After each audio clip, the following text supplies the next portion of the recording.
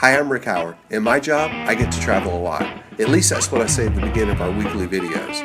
My favorite time of year is Epcot's International Food and Wine Festival. This year, Food and Wine Festival runs from September 27th through November 11th. And for the whole month of October, we'll be bringing you a new video each day from one of the festival marketplaces around World Showcase. As our guests, we'll have wine experts, chefs, and great friends, because there's no better way to enjoy Epcot's International Food and Wine Festival than with food, wine, and great friends. Welcome to Epcot's International Food and Wine Festival on Travel with Rick. Well, hey guys, welcome back to another one of our Epcot's International Food and Wine Festival days here on Travel with Rick. All month long, John. That's right, all month of October. Long. That's right. Got my good friend John Donahue here back with us, and we're working our way around World Showcase Promenade, all for you guys. John, where are we today? We are in Ireland. I've been looking forward to this all festival long. Ireland. When we split it up, we just knew you and I had to do Ireland. I can't wait. This is going to be great. You know why you and I had to do Ireland? Well, you and I did that adventure by Disney to Ireland. You and I have done Ireland. We've done it before. I mean, not. Okay, so, just because they put the Eiffel Tower in France Pavilion at Epcot doesn't mean you're an international traveler. But John and I were this year. We actually went to Ireland on an adventure by Disney, and it was amazing. It was. Right? I can't believe how green it was, how good the food was, and how incredibly friendly the people were. Yeah, it's an Emerald Isle, it's green. It's green. It's so green. Green. I mean, it rains there like every day almost, It's almost as bad as Florida. Yeah, so it was just an amazing trip. And you're right. That was the thing I remembered so much, was how green it was and how friendly and warm the people were. They were just incredible there. It was an awesome trip. Trip of a lifetime for me. I really loved it. I really had no expectations about Ireland except to wander in off the street into an Irish pub and strike up a conversation with a friendly Irishman. And that happened more than once. Happened a few times. It was awesome. It happened almost every time. Almost every day for sure. Pretty much. It was really, real cool. And a big shout out to Kristen and Kelly, our guides on our Ireland adventure. If you guys happen to check into Travel with Rick, they were amazing as well. And just a big shout out to Adventures by Disney. What a great program, right? It is a great program. That was my very first adventure by Disney. I'd never been on one. Right. I was incredibly blown away by how well we were taken care of from airport to airport. We were picked up, treated very well. We had some of the most amazing food, awesome experiences, and I got to give it up, Meow, for Kristen and Kelly. Meow, they were amazing, Meow. Yeah, they really, really were. So, again, as we were slicing up this year's promenades, marketplaces around the promenade, we just knew that we had to do Ireland. And like you, I've been looking forward to this one. This is one of the favorites. You ask people what they like about food and wine, this fisherman pie is always mentioned, right? Oh yeah, it's one of our favorites. Really amazing. Yeah. So, we had some of these foods there. You remembered the meat from our trip to Ireland. I didn't. Well, it was, they didn't make a big deal out of it. We went to Napogue Castle, and we actually saw a medieval show. We had a medieval dinner. And when they greeted us off the bus, the first thing they did was they welcomed us. They ushered us into a courtyard, and they gave us a little ceramic cup of mead. Yeah. So I've been looking forward to this because I can't find mead where I live. Which, as we learned, was originally made by monks centuries ago, and it's fermented from honey and water. Yeah, it's amazing. Those monks. They keep coming on. The German monks, thank you for beer. Yeah, right. The Belgian monks, thank you for Hogard and beer and wine. I love those monks. Nice. And one thing is noticeably missing from our table today that is offered here in Ireland, and of course is offered everywhere in Dublin. Absolutely, is Guinness. And we chose not to bring Guinness in because everybody knows Guinness. We're trying to focus on some things that not everybody's aware of, and we've talked about Guinness. We talked about Guinness on our adventure by Disney. I blogged about it. I consumed a lot of it. It's mother's milk. It's incredible. If you ever get a chance to go to Dublin, please go to Guinness and try it there. It tastes completely different from what they have here in America. Right, and another thing that's noticeably missing from the Ireland booth that we really loved in Dublin was the Irish stew. That they had at the Guinness Storehouse, which was amazing Guinness stew. It was their version of the traditional Irish stew, made, of course, with Guinness beer, and it was amazing. It was really good. One of the highlights of the trip. I love the food. That's how I that's how I judge and learn a culture. Right, It's by going to the restaurants, talking to the people, trying the food, and particularly street food. That's something that I really, really love when I go to a country. And I tell you, that was one of the most amazing meals and amazing days for me. I often tell people now I am qualified to pour the perfect pint. You can actually go through a little training there and be. There is a certain way that you have to pour Guinness. Absolutely. And I now know how to do it, even though I don't really care for beer that much. Right, and it's a great tour. A little shout out about Guinness. It's St. James Gate Brewery. So it's not the Guinness Brewery, it's St. James Gate Brewery. And when Arthur Guinness founded the company in 1759, he signed a lease with the city of Dublin for 9,000 years.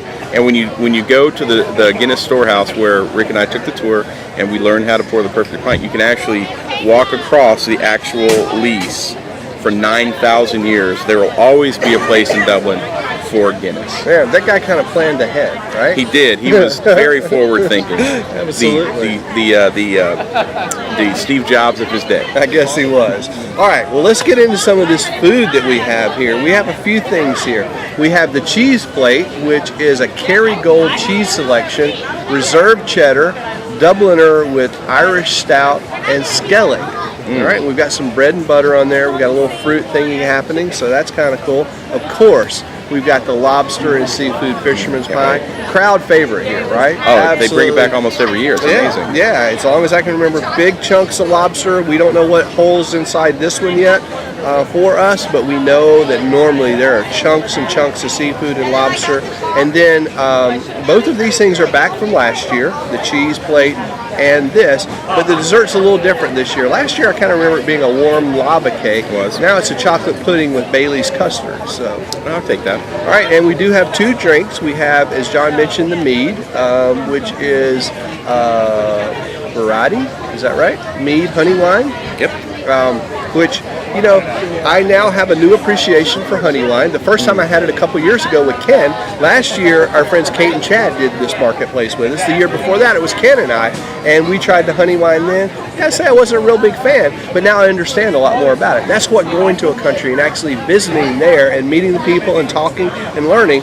I never knew the importance of Guinness. Sad to say, passed by tons of bars that had Guinness, passed by Ireland that has Guinness, never knew really the origin nor the importance of it. So that's what traveling does for you. That's what travel's supposed to do. It should. You should be able to go to a different country, get a feel for their culture, and it gives you a deeper appreciation.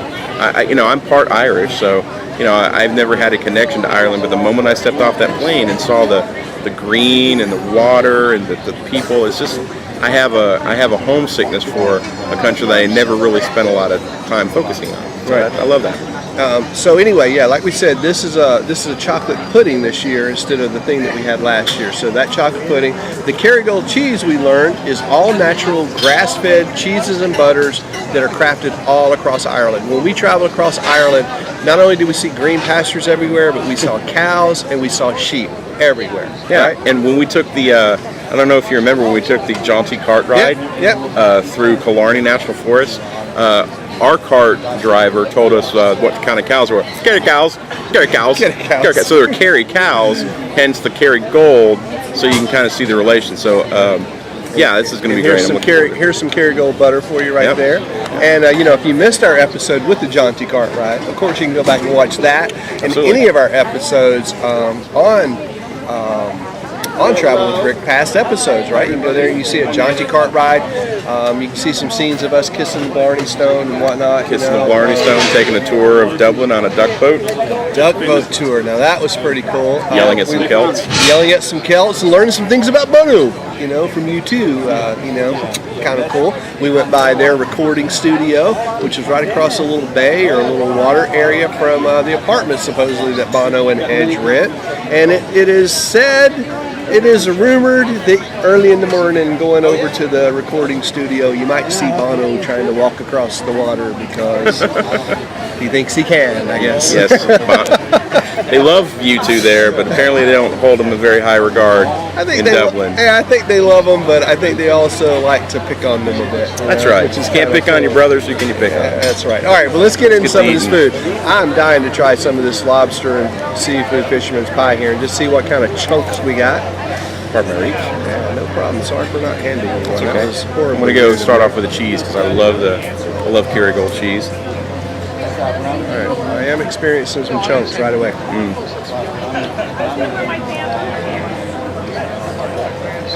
Unfortunately, I think it was a chunk of potato, though. Some chunks That's of potatoes. disappointing. We're hoping for lobster. We do have some chunks of lobster in there, though. There we go. That's the one. That's it.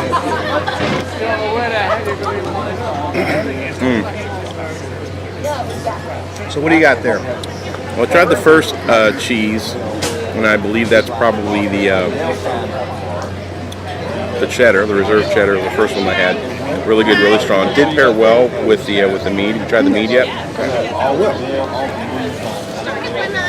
Mead's the kind of thing that I don't think I could drink in large doses.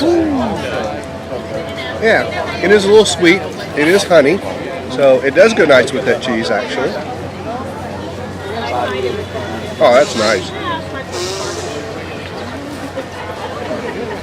You know, so from a couple of our good friends here that you see back time after time on Travel with Rick, Amanda and our friend Sarah McGovern Luca, big fans of cheese boards. And you know, when we go out to different restaurants with them, they're always encouraging us to try the cheese board. So I'm building a new appreciation for cheese overall as a dessert course, believe it or not.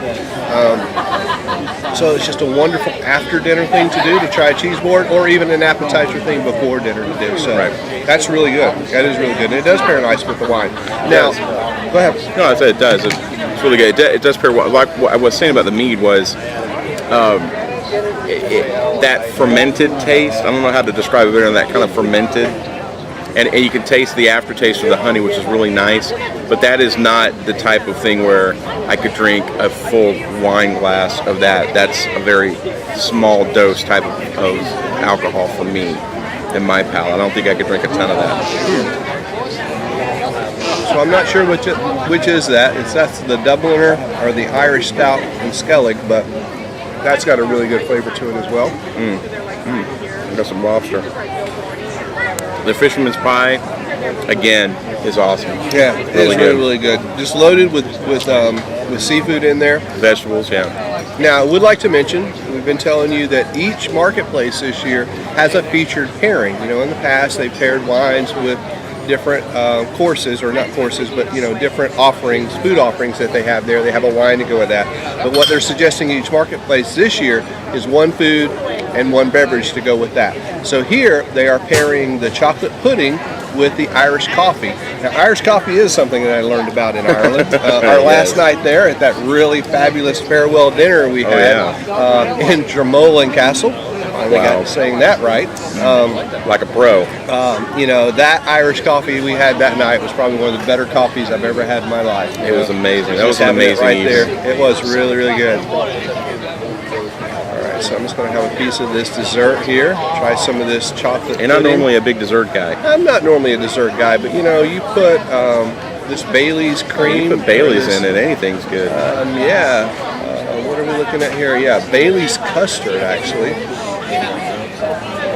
Oh, yeah, man. Really? That will turn you into a dessert lover right there. Really? So here's our pairing, Irish coffee and Bailey's custard. Oh yeah, it's perfect. There's another ingredient here, the Bunratty poitín. Poitín is something named because they used to distill it in small pots. So this would be a very, much like Ireland's, very, you know, I don't want to say everyman, but it's very, what's the word I'm looking for? Common. Very common. It's humble. It's not something that was for lords and lasses. It was definitely definitely farmers were making this stuff, and Ireland's small just batches. kind of that, I think. Yeah. Ireland is just kind of an everyman's country. You know, that was what I loved about Ireland. You know, no one there was particularly airy. You know, Yeah, it was they a were just working man's really, country. they were just really down to earth, just really genuine people. They loved Americans. So you know, when we walked in, you know, right away they'd be saying, "So, what part of the States are you from?" You know, and you tell them, and you know, you say, "I'm from Florida," and yeah, me brother, he lives in Jacksonville, you know, and yeah. they think you know everyone in Jacksonville, I guess, then because Right. they're from Florida, and, you know, and when you're there, go visit his restaurant or do this or do Right. that, you know, it's just Because really, when you're really from nice. Dublin, you know everybody from Dublin. Sure, So evidently so. This is a great pairing. This Irish coffee is pretty amazing. All right, now there's a big chunk of lobster right there too. Wow, that is amazing. Good Cheesy, potatoey, seafoody, really, really good. Yep. Can't go wrong with that. The dessert is really, really good. It's very rich. It is very rich. Yeah, that custard, that chocolate pudding cake, really, really rich, really dense, but flavorful.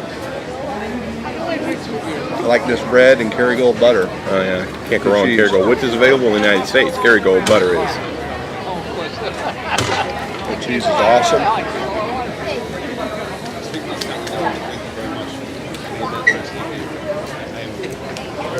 Oh yeah, so look at you fruiting it up here on the fruit. Really nice idea. We'll try that. Wow. This is all really, really great. I haven't had anything yet in Ireland I don't like. Unlike some countries, Singapore.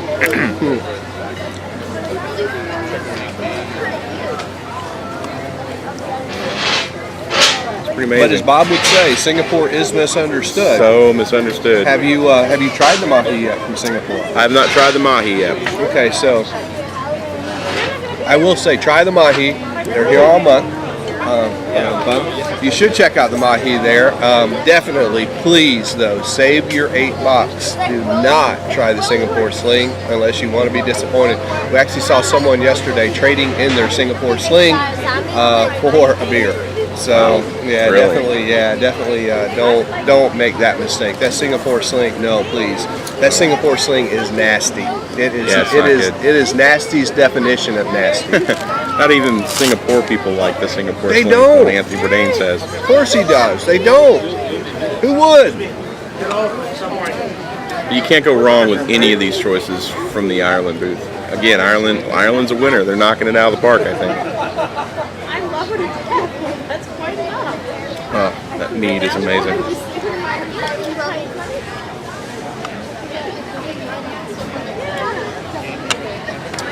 So what is this poaching?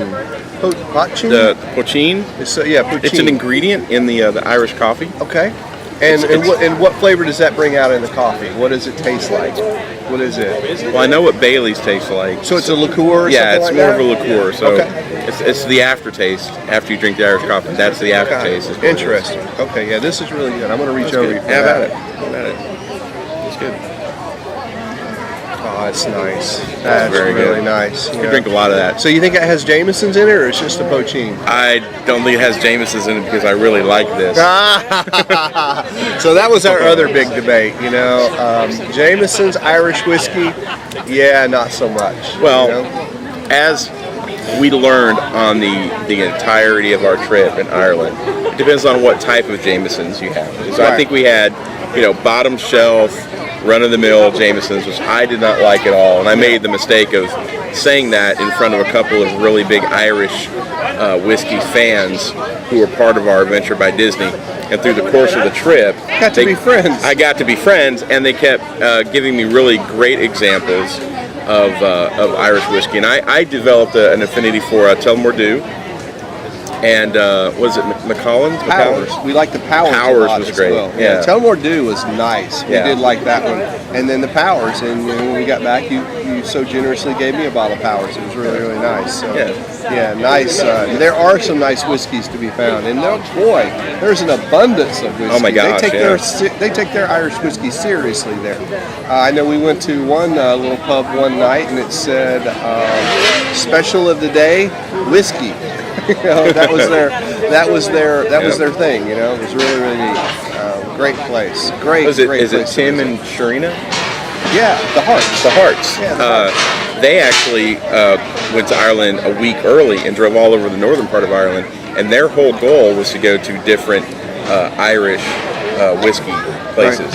Right. And they purchased several different types of Irish whiskey. Yeah, well, we got to go out with them and their mom and dad. We enjoyed a lot of whiskey together. You know, big shout out to those guys. We enjoyed traveling all around Ireland with you and enjoying a lot of great whiskey. It was amazing. So anything else about Ireland? The Adventure by Disney, of course. You know, check out Kingdom Magic Vacations. Of course, Travel with Rick is sponsored by a generous grant from Kingdom Magic Vacations, kingdommagic.com. Right, 866-972-6244. Thank you very much for giving all of our agents a big call there and planning your Disney vacation or any vacation around the world. Disney Cruise Line, we specialize in that as well, and Adventures by Disney and Disneyland. So definitely the Ireland Adventure by Disney, I would rate it as one of my all-time favorite adventures. And we've been on several, my family has. So they're really, really amazing. Really, really a good time. There's nothing like an Adventure by Disney. It will change the way you travel. It'll change the way you think about travel. Yeah, absolutely. There's definitely not a better way, to visit a foreign land or visit a place you've never been, because they really bring out the local culture. They really bring out everything about it. You really get to see it more in depth and more like a local than any other way. The things that you get to do on Adventure by Disney, if you plan the vacation yourself, you just would not be able to do some of these things. Right, so, and you're with a brand that you know. Brand you trust. It's Ireland, it's another country, you get to do amazing things, but you're taken care of with that Disney level of service. It's incredible. Absolutely. So you can check it out, kingdommagic.com. Just click on Adventures by Disney up there at the top, and you can learn all about all of the over 20 destinations around the world that Adventures by Disney goes to. So just an amazing time. Speaking of an amazing time, there is nothing like Epcot's International Food and Wine Festival. Of course, it's our favorite time of year here at Epcot. There's just nothing like being able to walk around this World Showcase Promenade, visiting all the countries, visiting all the marketplaces, and checking out this great food and wine like we're doing here today for you guys, like we've been doing all month long. We've been telling you about the Passport. This Passport is your guidebook to everything that is food and wine. It has a list of all the Eat to the Beat concert series right in the front of it, every date, every single night of this Epcot Food and Wine Festival for over 6 weeks. There's a great classic rock pop band for you to check out, all the way from the Pointer Sisters to Smash Mouth to Hanson, Sister Hazel, Christopher Cross, Spin Doctors. Yeah, I'm excited. Many great guys. Big Bad Voodoo Daddy, just awesome acts that are going. I just like saying that. Big Bad Voodoo Daddy playing not tonight, but playing the last few nights as they always do, closing out the Epcot's International Food and Wine Festival, which ends on November 11th. So there's still plenty of time for you to get here and check it out. In your passport to the marketplaces, you'll find each marketplace listed with each food and beverage item listed there. There's a little checkbox by it. You can get your passport stamp on it, signifying that you visited here. When you get this all filled up, you get it all filled up, all stamped for all the countries and all the marketplaces. You can go up to the festival marketplace, get one final stamp in the front, signifying that you yourself have visited every single marketplace around, making you a certified world traveler here at Epcot's International Food and Wine Festival. It's awesome. Yeah. So I think we need to rate this food. Let's rate this food before this butter melts. Oh no. The Kerrygold is melting away. All right.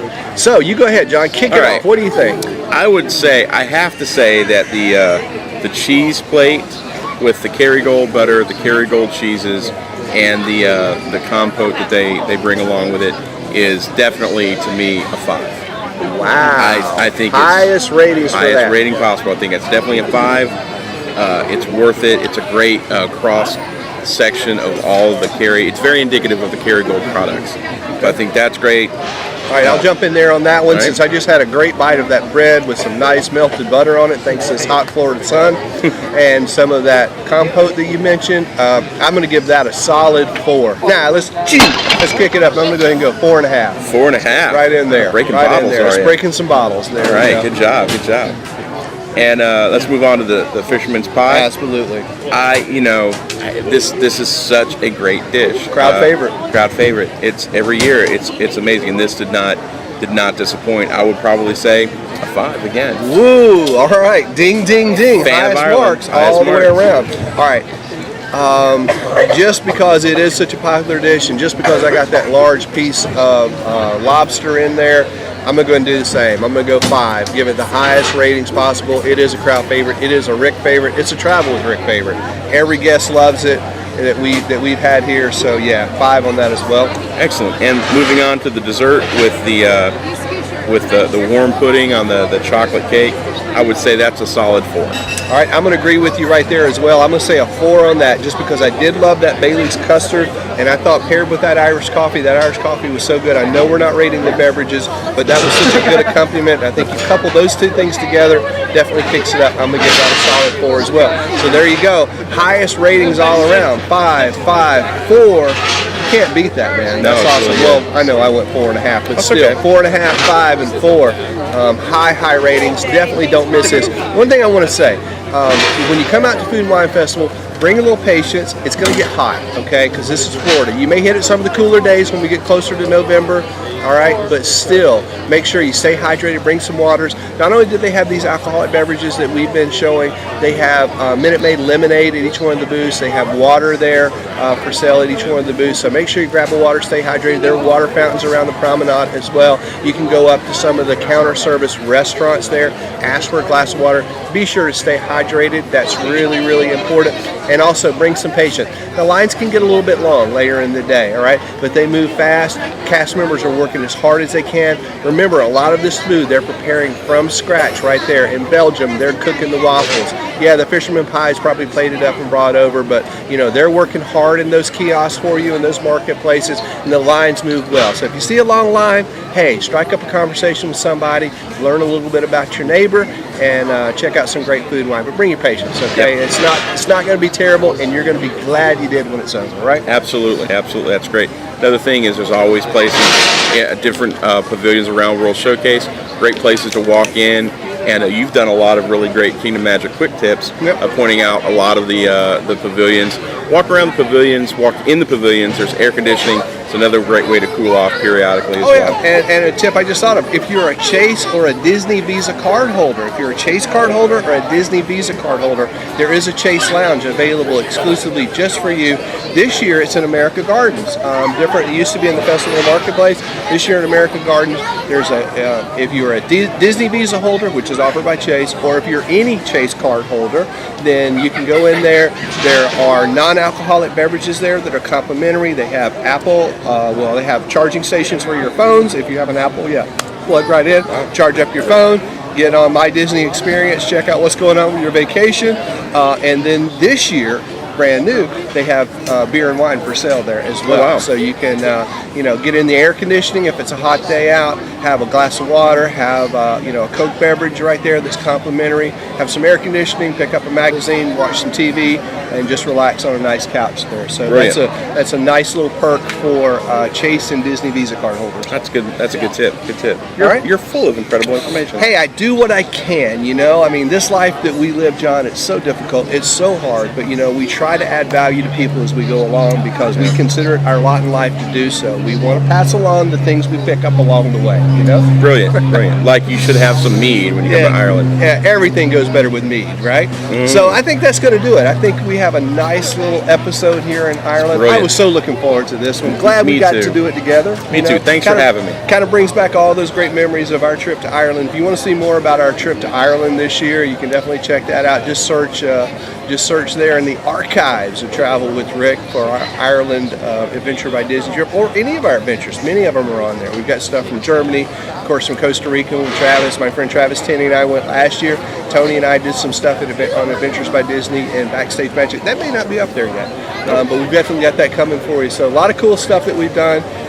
Just bringing it all for you here. We got a lot of stuff we're planning, right? 2014 is going to be just around the corner by the time we're done with this Food and Wine Festival. As the kids say nowadays, it's going to be off the chain. It's going to be off the chain. Are we still going there? Boy, we're dating ourselves, eh? All right, so that's going to do it. Listen, we've got to go there. There's more great food and wine to be had. Of course, we're going to bring it all for you.